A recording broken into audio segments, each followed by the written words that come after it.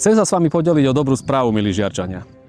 Týka sa to opätovného spustenia výroby hliníka tu u nás na Slovalku. Už všetci vieme, že firma začala nábor nových a aj pôvodných zamestnancov pre opätovné začlenenie do výroby. A ja vám túto správu ešte doplním. Mám potvrdené z prostredia rezortu životného prostredia, že už nič nebráni obnoveniu výroby. A aj ten najväčší problém, čo sa týka elektrickej energie, je už vyriešený. Elektrika bude zelená a bude z obnoviteľných zdrojov energie a bude dotovaná štátom. Kľúčový moment nás čaká 1. júnový týždeň, kedy zasadnú akcionári a majú celú túto dohodu rozhodnúť.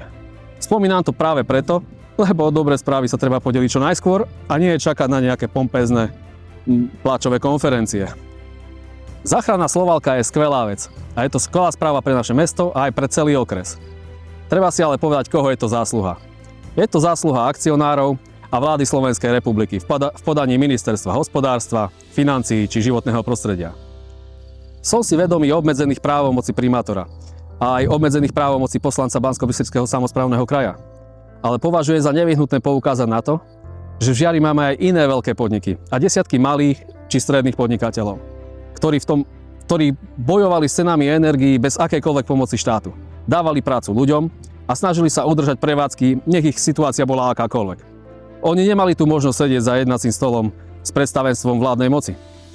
Preto budem vždy z mojej pozície pri akýchkoľvek rokovaniach a stanoviskách apelovať na to, aby sa prijímali systémové a férové opatrenia pre všetkých, nie len individuálne záchranné kolesá, ako je to teraz.